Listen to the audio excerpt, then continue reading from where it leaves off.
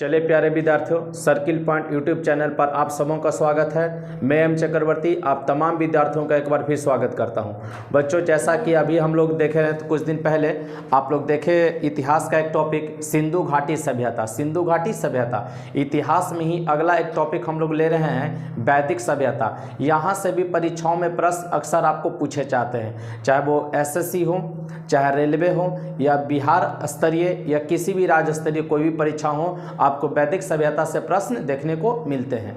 तो हम लोग आज वैदिक सभ्यता को पढ़ेंगे और यह एक लंबा टॉपिक है और मैं उम्मीद करता हूं कि आप शुरू से अंत तक वीडियो को सही तरीके से देखें, एक एक बात को सुनें, आगे अच्छी तरीके से समझ लें और समझने के बाद आप एक प्रॉपर अपना नोट्स बना लें, ताकि परीक्षाओं के समय में आप नोट्स को एक बार रिवीजन करके जा सके। क्योंकि अगर नोट्स आप बना हुआ रहेगा और नोट्स आप शॉर्ट ही बनाने का प्रयास करें, क्योंकि अगर आप एक कॉपी किताब टाइप का बना लेंगे तो फिर आप पढ़ने में आपको दिक्कत होगा।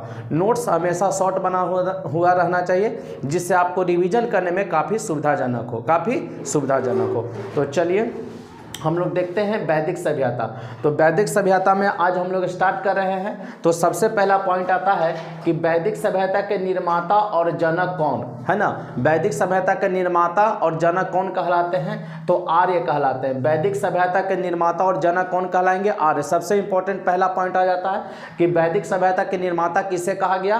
तो आर्य को कहा गया। अब आर्य को कहा गया इसलिए इसको आर्यन सभ्यता भी कहते हैं, ध्यान रखेगा। वैदिक सभ्यता को कैसा सभ्यता कहेंगे? आर्यन सभ्यता भी कहेंगे। फिर से ध्यान दीजिए, निर्माता और जनक, तो निर्माता कौन थे? आर्य थे, तो इसलिए आर्यन सभ्यता भी कहा गया। जानकारी का स्रोत, मतलब हम लोगों को जो वैदिक काल के बारे में जानकारी मिलता है, वैदिक सभ्यता के बारे में जो जानकारी मिलता है, उसका स्रोत कौन है? वेद है। ध्यान दीजिएगा, वैदिक सभ्यता के जानकारी का स्रोत किसे कहा गया, माना गया? वेद को माना गया। फिर से ध्यान दीजिएगा, निर्माता और जनक आर्य, और आर्य के कारण जो आर्य इसके निर्माता थे, इसी कारण हम इनको आर्यन, मैंने इस सभ्यता को आर्यन सभ्यता भी कहते हैं।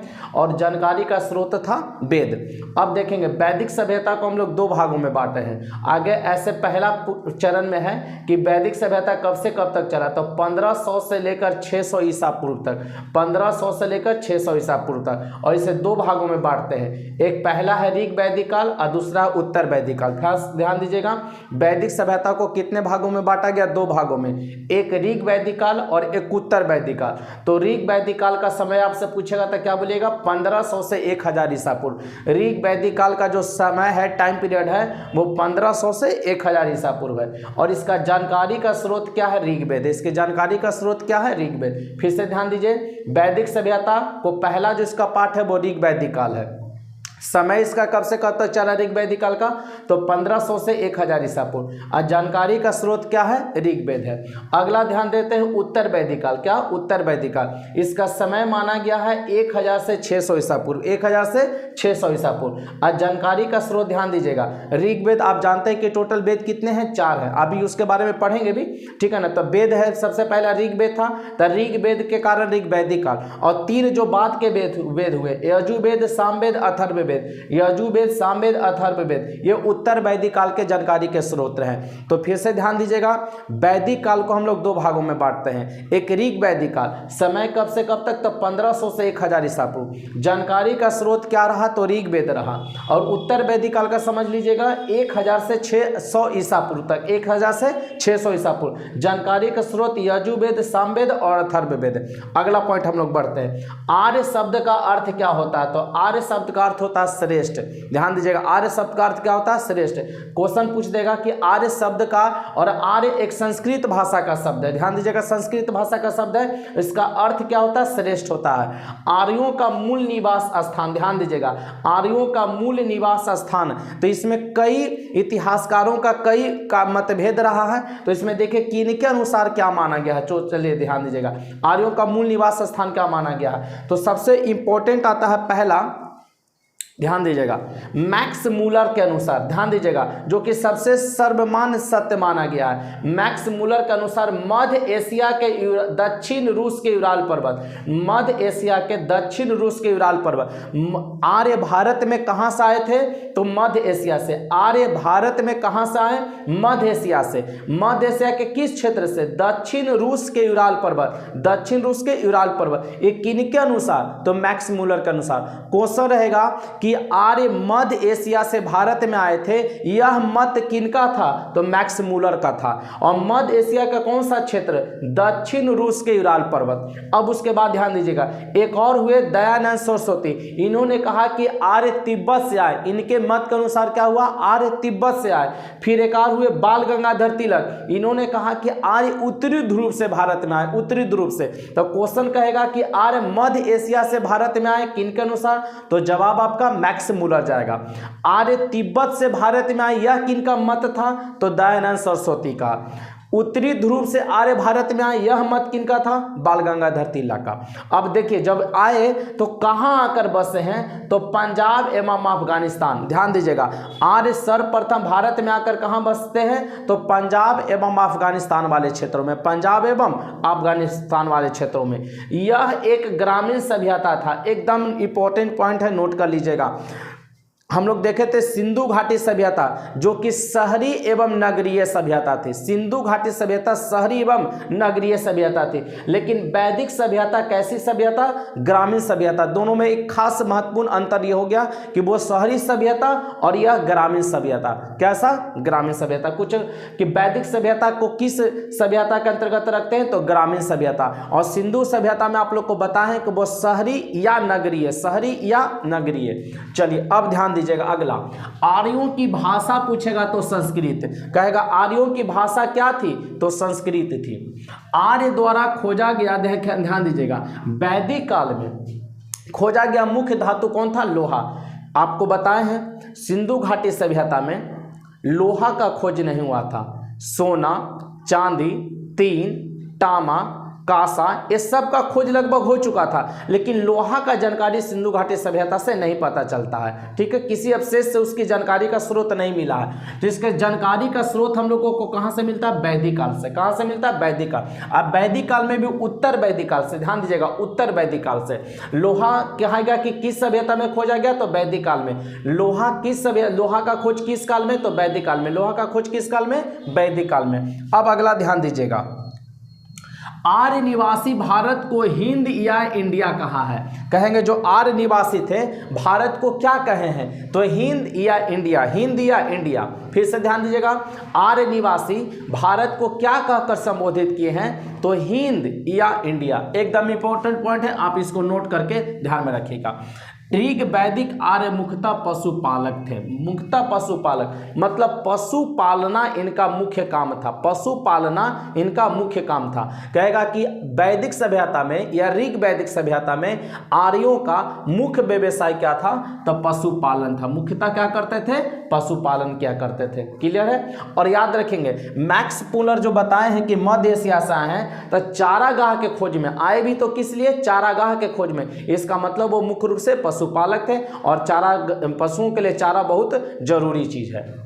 आर्यों की प्रशासनिक इकाई को 5 भागों में बांटते हैं। आप इस टर्म को VVI लगा लीजिएगा, इसमें से एक न एक क्वेश्चन आपको जरूर रहेगा, पूछेगा। तो आर्यों की प्रशासनिक इकाई को कितने भागों में बांटते हैं? 5 भागों में बांटते हैं। नंबर 1 ध्यान दीजिएगा, ये है। Number 2, number 3, number 4, number 5। ये सबसे छोटा, ये सबसे बड़ा। ध्यान दीजिएगा, जिधर मुंह बंद है वो छोटा होगा, जिधर मुंह खुला है वो बड़ा होगा। तो कुल से बड़ा होता था ग्राम, ग्राम से बड़ा 20, 20 से बड़ा जन और जन से बड़ा राष्ट्र। मतलब वैदिक काल में या आर्यों की प्रशासनिक इकाई को कितने भागों में बांटे? 5 भागों में। सबसे छोटा क्या कहलाता था? कुल। और सबसे बड़ा क्या कहलाता था? राष्ट्र। कहेगा कि वैदिक काल में प्रशासनिक इकाई का सबसे छोटा इकाई कुल और बड़ा इकाई राष्ट्र। अब ध्यान दीजिएगा, यहाँ पर नोट करके देखिए, लिखे आप लोग के लिए प्रधान, मतलब कुल के प्रधान को कुलप कहते थे। एकदम इंपॉर्टेंट है, पूछेगा कि कुल का प्रधान क्या कहलाता था? तो आपका उत्तर क्या होगा? कुलप होगा। ग्राम का प्रधान ग्रामिक, ग्राम का प्रधान ग्रामिक होगा। 20 का 20पति होगा, 20 का 20पति होगा। जन का राजन होगा, जन का राजन होगा। और राष्ट्र का राजा होगा। फिर से ध्यान दीजिएगा, सबसे छोटा कुल, उससे बड़ा ग्राम, उससे बड़ा 20, उससे बड़ा जन और उससे बड़ा राष्ट्र। अब प्रधान में देख लीजिएगा, कुल का प्रधान कुलप, ग्राम का प्रधान ग्रामिक, 20 का प्रधान 20पति, जन का प्रधान राजन और राष्ट्र का प्रधान राजा।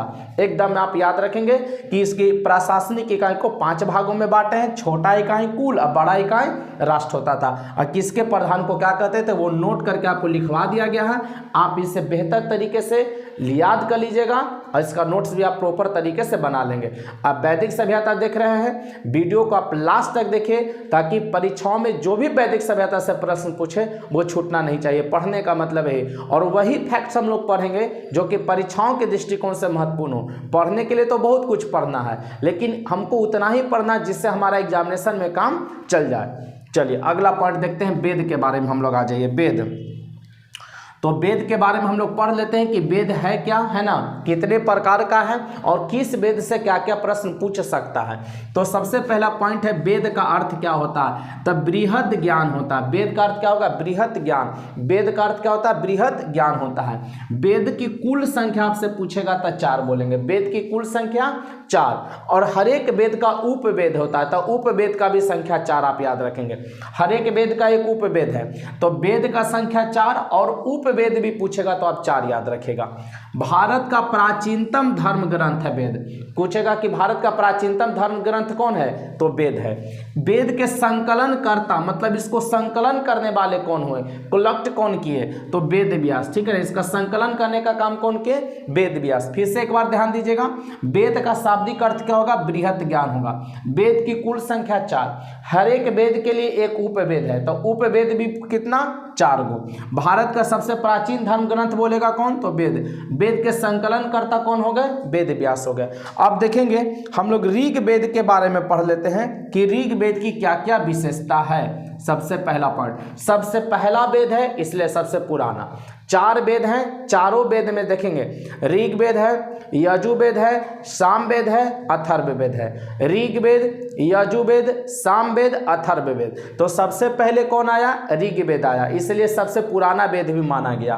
तो चलिए हम किसमें सबसे पहला इंपॉर्टेंट पॉइंट पढ़ते हैं, ऋग वेद के उपवेद को क्या कहेंगे, तो आयुर्वेद। ऋग वेद का उपवेद क्या होगा, आयुर्वेद। और आयुर्वेद का प्रणेता पूछेगा कौन, प्रणेता या जनक, धन्वंतरी। पहला क्वेश्चन एकदम ऋग वेद में ध्यान दीजिएगा, ऋग वेद के उपवेद को क्या कहेंगे, आयुर्वेद।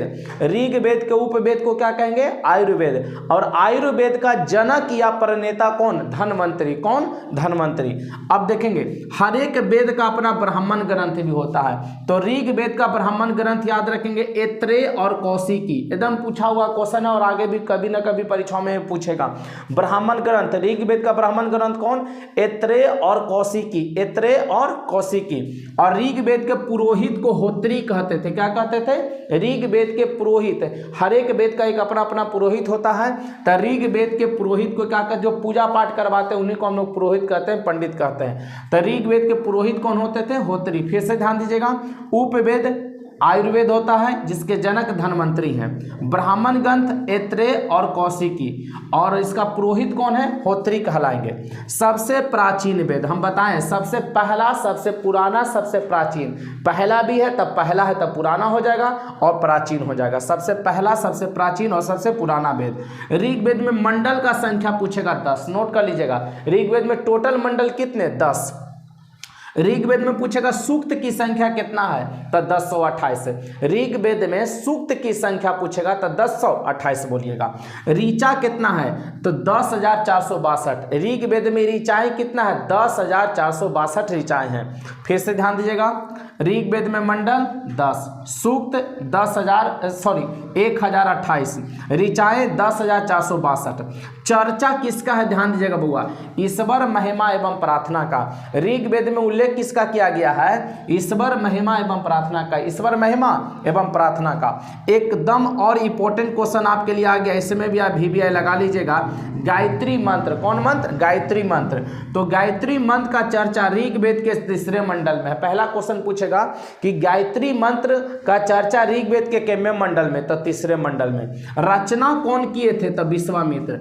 ऋग्वेद का रचना कौन किए? विश्वामित्र। फिर से ध्यान दीजिएगा, गायत्री मंत्र ऋग्वेद के कितवें मंडल में? तो तीसरे मंडल में। रचना करने वाले कौन थे? तो विश्वामित्र के द्वारा ऋग्वेद गायत्री मंत्र का रचना किया गया। और गायत्री मंत्र आप सभी जानते हैं इतना पावरफुल मंत्र है कि आप कभी भी विषम परिस्थिति हो, विषम कहने का मतलब आपके अनुकूल नहीं हो, आप समस्याओं से घिरे हो, अगर सच्ची मन से आप मेरी बात को अगर सुन रहे हैं, समझ रहे हैं इच्छा शक्ति से, अगर आप किसी भी संकट के समय में अगर आप सही से मंत्र का उच्चारण कर लेते हैं, आप विश्वास कीजिए तुरंत आपके सामने वो रास्ता निकल कर खड़ा हो जाएगा जो आपका सॉल्यूशन जो हल करेगा। इतना पावरफुल मंत्र है आपका गायत्री मंत्र, ठीक है ना।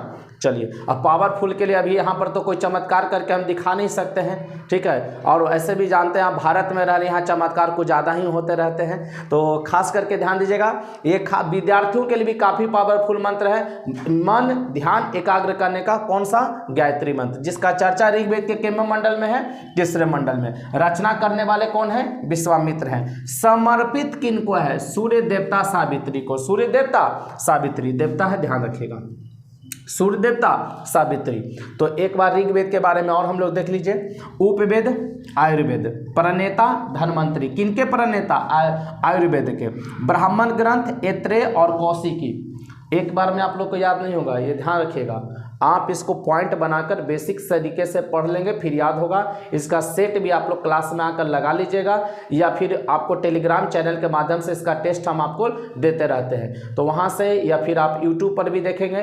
कभी ना कभी क्वेश्चन आपको कमेटी में जाते रहता है, वहाँ से भी आप टेस्ट लगा सकते हैं, जिससे इस तरीके का प्रश्न आपको ध्यान में बना हुआ रहे। क्योंकि आप पढ़ेंगे तो अभी तो ये आपको लगेगा कि याद हो गया, लेकिन कल ही प्रश्न एग्जाम में आ जाए या कोई पूछ देता है तो आप भुला जाते हैं। तो रेगुलर प्रयास करेंगे तभी होगा आपका रिजल्ट, ये ध्यान रखिएगा। चलिए, ब्राह्मण ग्रंथ ऐत्रेय और कौशिकी। पुरोहित कौन? होत्री। सबसे प्राचीन ग्रंथ, सबसे पहला, सबसे पुराना। मंडल 10, सूक्त 1028, ऋचा 10,462। चर्चा ईश्वर महिमा एवं प्रार्थना का है। गायत्री मंत्र ऋग्वेद के तीसरे मंडल में। उसके रचनाकार विश्वामित्र, और समर्पित किनको है? सूर्य देवता सावित्री को। तो चलिए फिलहाल ऋग्वेद के और कुछ और वेद के हम लोग परिचय को देख लें, जो कि आपके परीक्षाओं के लिए महत्वपूर्ण है। तो हम लोग अभी ऋग्वेद को देख रहे थे, ऋग्वेद में ही हम लोग आगे बढ़ते हैं। चलिए, ऋग्वेद में अभी थोड़ा देर पहले हम लोग देखे थे, चलिए ऋग्वेद में देखेंगे अब आगे क्या कहता है। ऋग्वेद में स्रोत और प्रार्थनाएं का संचय है। ऋग्वेद में किसका चर्चा है? प्रार्थना और स्रोत का चर्चा है। ऋग्वेद में स्रोत और प्रार्थना का चर्चा है। ऋग्वेद काल के प्रमुख देवता, ऋग्वेद समय के प्रमुख देवता कौन कौन है? तो इंद्र हैं, इनका चर्चा 250 बार मिलता है। कहेगा कि ऋग्वेद में इंद्र का उल्लेख कितनी बार हुआ है? तो 250 बार।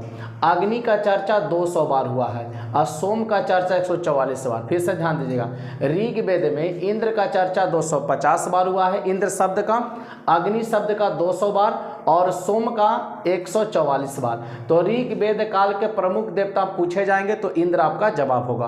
गोत्र का उल्लेख सबसे पहले ऋग्वेद में मिलता है। गोत्र का ध्यान दीजिएगा, इंपॉर्टेंट क्वेश्चन है कि गोत्र का उल्लेख सबसे पहले कहाँ मिलता है? तो ऋग्वेद में। गोत्र का उल्लेख सबसे पहले कहाँ मिलेगा? तो ऋग्वेद में। ऋग्वेद में ध्यान दीजिएगा, स्रोत और प्रार्थना का संचय है। ऋग्वेद काल के प्रमुख देवता कौन हो जाएंगे? इंद्र हो जाएंगे, जिसका उल्लेख 250 बार आया है, अग्नि का 200 बार, और सोम का 144 बार। और गोत्र का उल्लेख कहाँ मिलेगा? ऋग्वेद में मिलेगा। चलिए बढ़ते हैं आगे हम लोग। अगला पॉइंट हम लोग का है यजुर्वेद। दूसरा वेद कौन है? यजुर्वेद। यजुर्वेद में सबसे पहला पॉइंट आता है कि इसके उपवेद को हम लोग धनुवेद कहेंगे। उपवेद को क्या कहेंगे? धनुवेद कहेंगे। और धनुवेद के प्रणेता पूछेंगे तो विश्वामित्र हो जाएंगे। धनुवेद के प्रणेता कौन हो जाएंगे? विश्वामित्र हो जाएंगे। फिर से ध्यान दीजिएगा, यजुर्वेद का उपवेद धनुवेद हो जाएगा, और धनुवेद के प्रणेता कौन हो जाएंगे? विश्वामित्र हो जाएंगे। अभी आप लोग को बताए थे, ध्यान दीजिएगा, कि ऋग्वेद के उपवेद हो जाएगा आयुर्वेद। ऋग्वेद का उपवेद क्या हो जाएगा? आयुर्वेद, और उसके प्रणेता धन्वंतरि थे। तो उसी तरीके से यजुर्वेद का उपवेद हो जाएगा धनुर्वेद हो जाएगा, और प्रणेता विश्वामित्र। प्रणेता विश्वामित्र। अब इसके ब्राह्मण ग्रंथ ध्यान दीजिएगा, कौन कौन है इसके ब्राह्मण ग्रंथ? तो शतपथ तैतरीय। इसके ब्राह्मण ग्रंथ कौन हो जाएंगे? शतपथ, तैतरीय। और यजुर्वेद के पुरोहित को क्या कहेंगे? अर्धवायु कहेंगे। क्या कहेंगे? अर्धवायु। फिर से ध्यान दीजिएगा, यजुर्वेद के ब्राह्मण ग्रंथ कौन हो जाएंगे? शतपथ और तैतरीय। और इसके पुरोहित को कहेंगे अर्धवायु। क्या कहेंगे? अर्धवायु। और ऋग्वेद के पुरोहित को होत्री कहेंगे। ऋग्वेद के पुरोहित को क्या कहेंगे? होत्री। तब पुरोहित भी आप याद करते हुए चलिएगा, पूछ लेता है। गद एवं पद दोनों में लिखा जाने वाला वेद कहेगा कौन ऐसा वेद है जो गद और पद दोनों में लिखा गया था? यजुर्वेद। कौन ऐसा वेद है जो गद और पद दोनों में लिखा गया है? तो आपका उत्तर क्या होगा? यजुर्वेद होगा। यज्ञ के नियम और विधि विधान का उल्लेख मिलता है। यज्ञ के नियम और विधि विधान का उल्लेख किस वेद में मिलेगा? यजुर्वेद में मिलेगा। इसमें बलिदान विधि एवं कर्म कांड का वर्णन है। किस वेद में बलिदान विधि और कर्म कांड का वर्णन है? तो आपका जवाब क्या होगा? यजुर्वेद हो जाएगा। शतपथ ब्राह्मण में, शतपथ ब्राह्मण में कृषि एवं सिंचाई का उल्लेख मिलता है। कृषि एवं सिंचाई का उल्लेख किस ब्राह्मण में मिलेगा? तो शतपथ ब्राह्मण में। शतपथ ब्राह्मण जो किसका ब्राह्मण ग्रंथ होगा? किसका? यजुर्वेद का। शतपथ ब्राह्मण में कृषि एवं सिंचाई का उल्लेख मिलता है। तो कहेगा किस ब्राह्मण ग्रंथ में कृषि एवं सिंचाई का उल्लेख मिलेगा? शतपथ ब्राह्मण में, जिसका संबंध यजुर्वेद से, जिसका संबंध यजुर्वेद से है। अब देखेंगे यजुर्वेद का दो भाग होता है, एक कृष्ण यजुर्वेद और एक शुक्ल यजुर्वेद। एक कृष्ण यजुर्वेद और एक शुक्ल यजुर्वेद, याद रखेंगे। कहेगा कृष्ण यजुर्वेद और शुक्ल यजुर्वेद किसके भाग है? तो यजुर्वेद के। यजुर्वेद के कितना भाग है? तो दो भाग, कृष्ण यजुर्वेद और शुक्ल यजुर्वेद। यजुर्वेद में एक बार फिर से ध्यान दीजिएगा, धनुर्वेद इसका उपवेद होगा, प्रणेता विश्वामित्र हो जाएंगे। ब्राह्मण ग्रंथ शतपथ और तैतरीय, पुरोहित को अर्धवायु कहेंगे। गद और पद दोनों में लिखा गया है। यज्ञ के नियम और विधि विधान का उल्लेख है। इसमें बलिदान विधि एवं कर्म कांड का वर्णन है। शतपथ ब्राह्मण में कृषि एवं सिंचाई का उल्लेख मिलता है। इसके दो भाग है, कृष्ण यजुर्वेद और शुक्ल यजुर्वेद। अब सामवेद में आगे आ जाइए। सामवेद ध्यान दीजिएगा, सामवेद का उपवेद हो जाएगा गंधर्व वेद। सामवेद का उपवेद क्या होगा? गंधर्व वेद। और इसके प्रणेता क्या हो जाएंगे? भरत मुनि। इसके प्रणेता क्या हो जाएंगे? भरत मुनि। फिर से ध्यान दीजिए, सामवेद के उपवेद का नाम क्या है? गंधर्व वेद। सामवेद के उपवेद का नाम गंधर्व वेद, और इसके प्रणेता का नाम क्या है? भरत मुनि। कहेगा कि गंधर्व वेद के प्रणेता या जनक कौन थे? तो भरत मुनि थे। प्रणेता या जनक पूछेगा, भरत मुनि। और सामवेद का उपवेद क्या है? गंधर्व वेद हो जाएगा। अगला पॉइंट, ब्राह्मण ग्रंथ पंचविश और टांडेय है। पूछेगा कि सामवेद के ब्राह्मण ग्रंथ कितना? तो दो गो है। कौन कौन है? पंचविश और टांडेय। पंचविश और टांडेय। पुरोहित को उद्गाता कहते हैं। ऋग्वेद को पुरोहित होत्री, यजुर्वेद का अर्धवायु और सामवेद का उद्गाता। साम का शाब्दिक अर्थ गान होता है। साम का शाब्दिक अर्थ क्या होता है? गान। अब भारतीय संगीत का जनक किस वेद को कहेंगे? तो सामवेद को कहेंगे। भारतीय संगीत का जनक किस वेद को कहेंगे? सामवेद को। 7 स्वर है, सा रे ग म प ध नि। ये 7 क्या है? 7 स्वर हैं संगीत के, और इसी 7 स्वर से पूरा संगीत बना हुआ है। अगला चौथा वेद है, लास्ट है अथर्ववेद। कौन सा वेद? अथर्ववेद। अथर्ववेद के प्रणेता पूछेगा, सबसे पहले अथर्ववेद का पूछेगा उपवेद कौन है? तो शिल्पवेद। अथर्ववेद के उपवेद कौन है? शिल्पवेद। और इसके प्रणेता विश्वामित्र, विश्वकर्मा। प्रणेता कौन? विश्वकर्मा। अथर्ववेद का उपवेद शिल्पवेद, और इसके प्रणेता या जनक कौन? विश्वकर्मा। ब्राह्मण ग्रंथ का नाम देखेंगे, मुंडको उपनिषद। कौन? मुंडको उपनिषद, अन्य उपनिषद और गोपथ। फिर से ध्यान दीजिएगा, अथर्ववेद के मुंडकोपनिषद, नेपनिषद और गोपथ, ये किसके उप ब्राह्मण ग्रंथ है? तो अथर्ववेद के। पुरोहित का नाम ध्यान दीजिएगा, ब्रह्मा। पुरोहित का नाम क्या है? ब्रह्मा। चारों का एक बार फिर से आप पुरोहित याद रखेगा। ऋग्वेद होत्री, यजुर्वेद अर्धवायु, सामवेद उद्गाता और अथर्ववेद ब्रह्मा। सबसे नवीन या सबसे बाद वाला वेद? सबसे नवीन या सबसे, माने चौथा नंबर पर ही है, तो नवीन मतलब नया हुआ और सबसे बाद में इसी का निर्माण हुआ, तो इसलिए सबसे नवीन या बाद वाला वेद। चिकित्सा, तंत्र मंत्र, जादू टोना, वशीकरण इत्यादि का चर्चा किसमें है? अथर्ववेद में। जो भी तंत्र मंत्र, जादू टोना, शादी विवाह का जितना भी रीति रिवाज हम लोग करते हैं वो सब किसमें है? अथर्ववेद में है। सभा और समिति को प्रजापति की 2 पुत्रियां कहा गया। सभा और समिति को प्रजापति की 2 पुत्रियां कहा गया है। कहेगा सभा और समिति किसकी पुत्री है? प्रजापति की 2 पुत्री कहा गया है। इसका भी चर्चा कहाँ है? अथर्ववेद में। नोट करके आप लोग को कुछ पॉइंट है, ध्यान दीजिएगा। वेद का संख्या पूछेगा 4, उपवेद भी 4, वेद का संख्या 4, उपवेद 4 हर एक वेद के लिए। वेदांग का संख्या 6, वेदांग का संख्या 6, पुराण 18, पुराण 18 और उपनिषद 108, उपनिषद 108, उपनिषद कितना 108। और सबसे बड़ा महाकाव्य पूछेगा तो महाभारत, सबसे बड़ा महाकाव्य पूछेगा महाभारत, याद रखेंगे। कहेगा भारत का या पूरे विश्व का सबसे बड़ा महाकाव्य कौन है? महाभारत। वेद 4, उपवेद 4, पुराण 18, वेदांग 6, उपनिषद 108। तो प्यारे बच्चों, वैदिक सभ्यता का पहला पार्ट आप लोगों का समाप्त आज करते हैं। कल वैदिक सभ्यता का ही दूसरा पार्ट लेकर आएंगे, क्योंकि लंबा टॉपिक है, हमको धीरे धीरे समझना। ऐसा नहीं कि एक दिन आपको पढ़ा दिए और आप याद न कर पाए, आपको धीरे धीरे टर्म बनाकर, आपको रूटीन बनाकर काम करना है। तो मिलते हैं कल के वीडियो में हम लोग, और तब तक आप इसको एक बार बढ़िया तरीका से याद कर लीजिएगा, और कल के क्लास में फिर मुलाकात होगी आपके साथ। तब तक के लिए जय हिंद, जय भारत, बेस्ट ऑफ लक।